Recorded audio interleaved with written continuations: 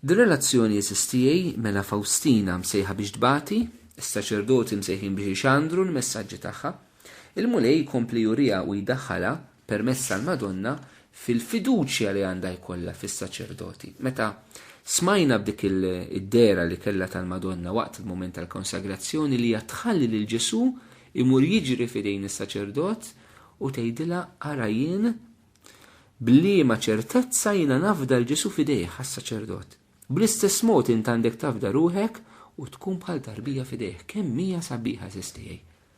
Kemm hija sabiħa dil-espressjoni. Ekk illi kif il-Madonna tafda l-Kristu fidej is-saċerdot, hekk aħna nafdaw lil nfusna fidejn is-saċerdot. Hija verament ta' min joħodha f'qalbu, mo speċjali meta aħna nħossu x-xitan ibedna mis-saċerdot. Ix-xitan eżistijaj, meta jrid ibiet ruħ minn Alla u mill-ewwel li jagħmel huwa li jbeda mis-saċerdot. U jbeda mis-saċerdot għal diversi raġunijiet, minħabba d-djufija tiegħu, minħabba d-nub tiegħu, minħabba li xi darba naqastek il-persuna, minħabba li xi darba fejna fin kien ta' skandlu ma kienx eżempju tajjeb, minħabba xi żball li se tagħmel fit-tagħlim tiegħu. Ibiet il-persuna mis-saċerdot. Wara li beda mis-saċerdot, ibeda mill-Knisja. Kif ibeda mill-Knisja mingħajr ma taf dik il-persuna tispiċċa l-bot minn Kristu. U allura eżistejju noqogħdu attenti. Kif ix-xitan se jbedek minn saċerdot oqgħod attent.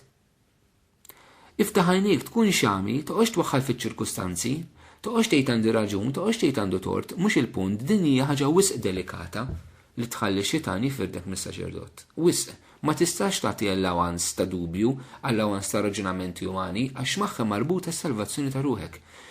Ma s-saċerdoti Alla rabat is-salvazzjoni tagħna. Din hija verità. Verità li forsi mhux dejjem id-doq tajjeb, verità forsi mhux dejjem nippritkawha, forsi mhux dejjem nifhmuha, però hija verità. Il-grazzja tas-salvazzjoni l-mulejja tiegħna permezz tas-saċerdot fis-sagramenti tiegħu.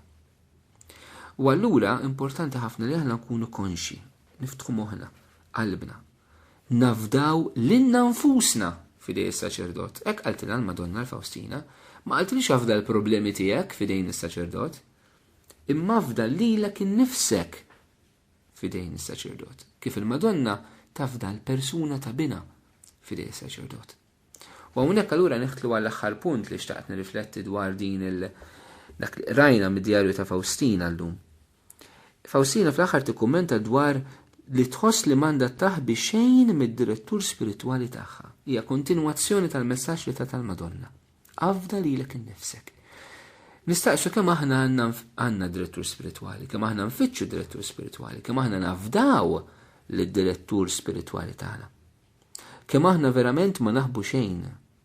Xi kultant jiġrilna li aħna nqogħdu nduru minn saċerdot għal ieħor sabiex aħna fejna fin ma noqogħdux ngħidulu l-istess nubiet, l-istess ġufijiet tagħna, l-istess affarijiet li aħna naqgħu fihom. Allura ndawru s-saċerdoti biex taf xejn kulħadd jisma' xi ħaġa differenti u tevita ftit minn dik il-mistija, però fir-realtà int ma tkunx qed tikber meta tagħmel hekk.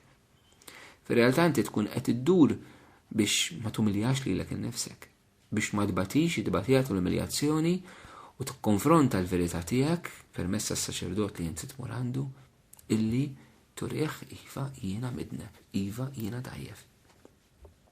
Faustina għarfet li ma tistax taħbi xejn mis-saċerdot. Jekk tridu tikbru fil-ħajja spiritwali tagħkom, fittxu direttur spiritwali għaqli. Santa Teresa t'Avila tgħid li preferi direttur spiritwali għaref mill wieħed qaddis, li kollu l-erf tal-Alla.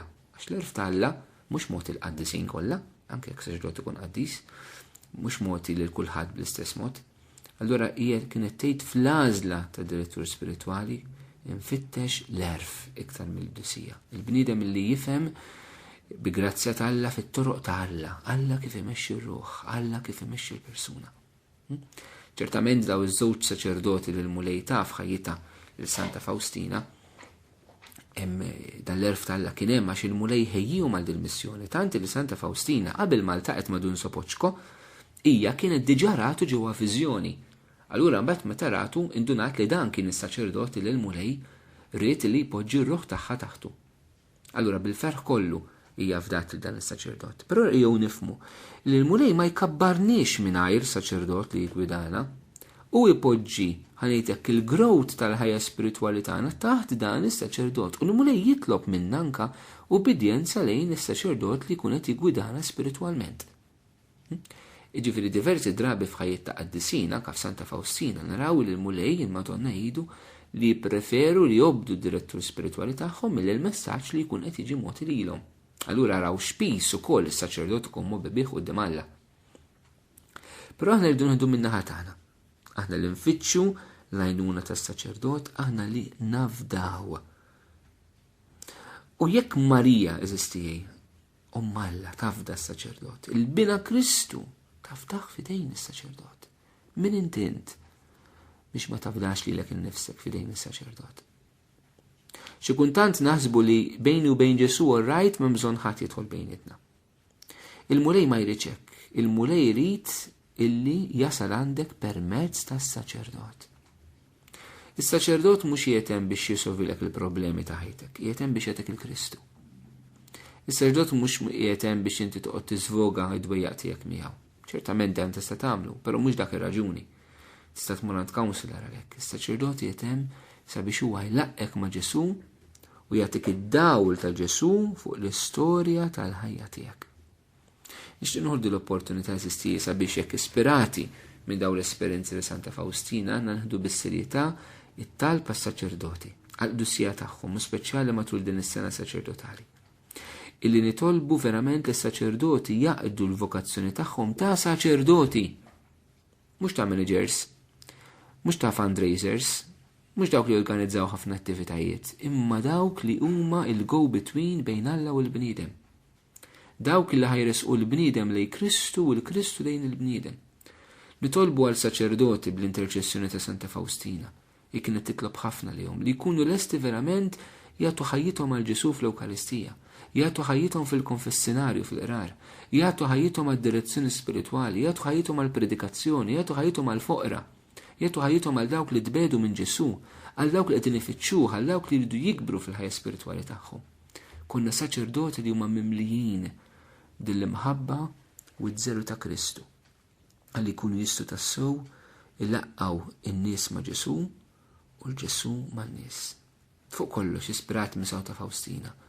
Jom nfittxu nitolbu għal saċerdoti li jaqtaw ix-xewqa ta' Ġesu li jxandru l-ħnina ta' Alla. Kif kien Don Sapoċko, kif kien il-Fader liħor ta' Santa Faustina bil-pinna fidejhom biex jxandru il-ħnina ta' Alla in-nies fi żmienhom. Anka fi żminijietna bħalma kien Ġwanni Pawlu II, apostlu tal-ħnina divina, għandna bżonn saċerdoti li jxandrunna il-ħnina tal-mulej. Għax kif qal Ġwanni Pawlu II, il-ħażen għandu limitu u l-limitu huwa l-ħnina ta' Alla.